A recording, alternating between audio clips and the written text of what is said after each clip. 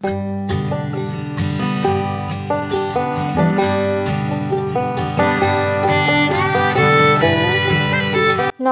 সকলকেই আমার আনন্দিত জয়গুরু। আশা করছি সকলেই খুব ভালো আছেন, সুস্থ আছেন, ঠাকুরের হয়ে আছেন। আমরা আবার আজকে নলহাটি জংশনে চলে এসেছি। তো আমরা যাচ্ছি আজকে ওর বন্ধুর ছেলের অন্নপ্রাশনে। কিন্তু আকাশের যে অবস্থা, মনে হয় এক্ষুনি বৃষ্টি নামবে।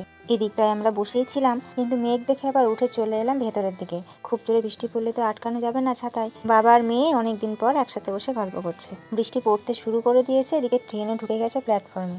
চলুন ট্রেনে উঠে গল্প করি। কত মোটা মোটা বৃষ্টির ফোঁটা, আসলে মেঘও এসেছিল ঘন হয়ে। মুখটাই হাসি দেখুন, জানালা ধার পেয়েছে তো, তাই আহ্লাদে আটখানা হয়ে বসে আছে। আমার মামার বাড়ি মুরারই। ছোটোবেলা যখন ট্রেনে আসতাম, তখন বাড়ি গিয়ে বাবাকে বলতাম, আচ্ছা বাবা, ট্রেন তো ছুটছে, তার সাথে সাথে গাছপালাগুলো কেন ছুটছে? এই হলো বাঁশলই নদী। জানেন, এই নদীটাই আমার এক ভাসুর বিএসএফ জওয়ান ছিলেন। তার একমাত্র পুত্র আর তার একমাত্র ভাইপো তিনজনই একসাথে জলের তলায় তলিয়ে গেছেন। দুর্গাপুজোয় একাদশীর দিনে ঘটনাটা ঘটেছিল।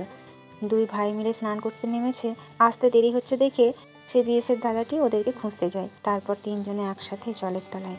সে এক ভয়াবহ দৃশ্য ছিল। সেই বছর আমরা নবমীর দিনই চলে এসেছিলাম আমার শ্বশুর বাড়িতে। ওর বন্ধুর বাড়ি চলে এসেছি। রেল স্টেশন থেকে খুবই কাছে, ট্রেন থেকে দেখা যায় অবশ্য, কিন্তু এখন গাছপালাগুলো বড় হয়ে গেছে, তাই দেখা যাচ্ছে না।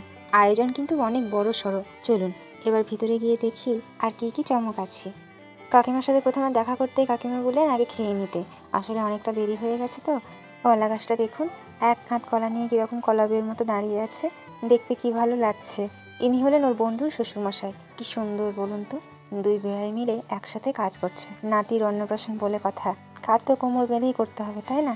ডেকোরেশনটা কি সুন্দর করেছে, বসার জায়গাটা কি সুন্দর বেলুন দিয়ে সাজিয়েছে বলুন তো, কি ভালো লাগছে দেখতে।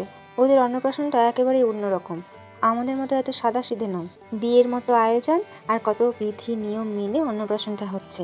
পুরোহিত মশাই আমাকে দেখেই চিনতে পেরেছে, আমাকে জিজ্ঞেস করলো আমার বাড়ি কোথায়। আসলে আমিও তো চিনতে পেরেছি, ছোটবেলায় দিদাদের যখন সরস্বতী পুজো হতো বাড়িতে, তখন এই পুরোহিত মশাই পুজো করে দিতেন, তাই আমাকে দেখে চিনতে পেরেছে।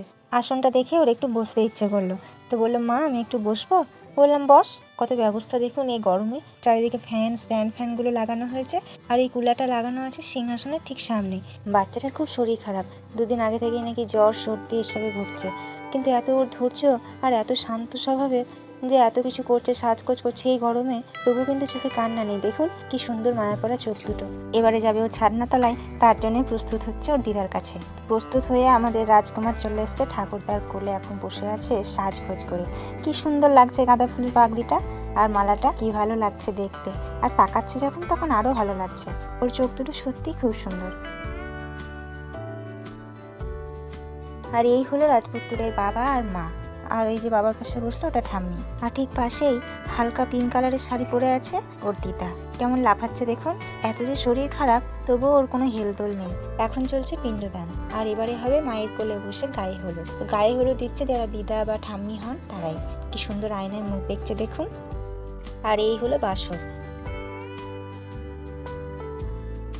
তো ওরা শুধু ভিডিও ক্যামেরায় করেছিল, স্টিল ফটো তোলার কথা বলেনি। আমি আবার কয়েকটা ছবি তুলে ওর ফোনে পাঠিয়ে দিলাম। অবশ্য চারিদিকে এত মোবাইল ছিল যে ওর এমনি স্টিল ছবি অনেক জোগাড় হয়ে যাবে। জল পেয়ে কিরকম লাফাচ্ছে দেখুন, তার উপরে জলের মধ্যে ফুলের পাপড়ি, দেখছে জলের মধ্যে এগুলো আবার কি।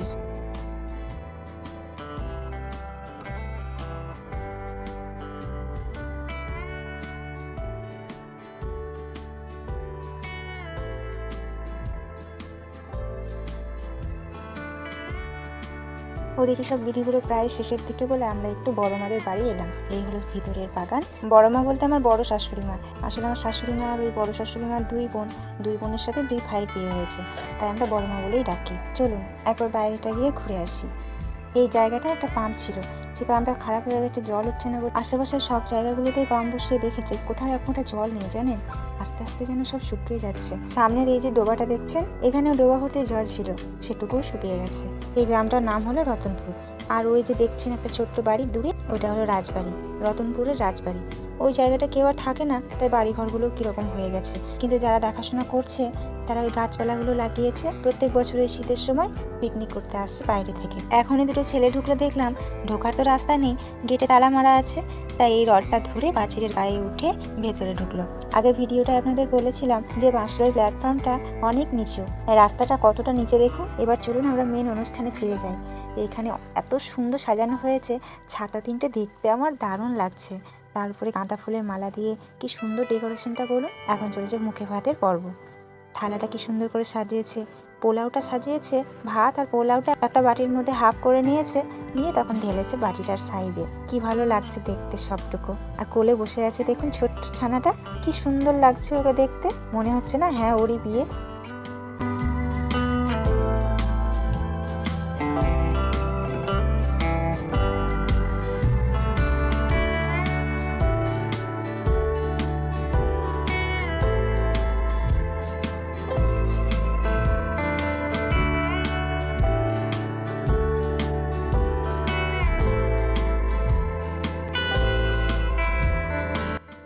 মুখে ভাতের পর্ব শেষ, এবারে হবে আশীর্বাদ। তাই মা আর ছেলে দুই মিলে সিংহাসনের ওপরে। আমরা এখন ওদের বাড়ি থেকে বেরিয়ে রাস্তায় দাঁড়িয়ে আছি একটা টোটো ধরবো বলে। ওর আর একটা বন্ধু আছে, ওর ওই বন্ধুর বাড়ি হয়ে একেবারে বাড়ি চলে যাব। এই সময়টা টোটো পাওয়া খুব মুশকিল জানেন। আসলে মানুষ তো এখন কাজকর্ম সেরে বাড়ি চলে যায়, তাই আর ওদের পাওয়া যায় না। তো যাক, অবশেষে একটা টোটো পাওয়া গেছে। চলুন আপনাদের আর একটা ব্রিজ দেখিয়ে দিই। আগের ব্রিজটা দেখিয়েছিলাম যেটা, সেটা হলো ওই দূরের রেলপথটা, আর এটা হলো সড়ক পথ। তো আমরা ওর বন্ধুকে সঙ্গে নিয়ে একেবারে প্ল্যাটফর্মে এলাম। ও যাবে ওর মাসির বাড়ি, বললো তোমরা যখন এসছো তখন একসাথেই যাবো তোমাদের সাথে। চললাম তাহলে। ভিডিওটি এই পর্যন্ত। কেমন লাগলো জানাবেন, ভালো লাগলে একটা লাইক করে দেবেন। সকলেই ভালো থাকবেন, সুস্থ থাকবেন, আর মনের মধ্যে এক রাশ আনন্দ নিয়ে দিন কাটাবেন।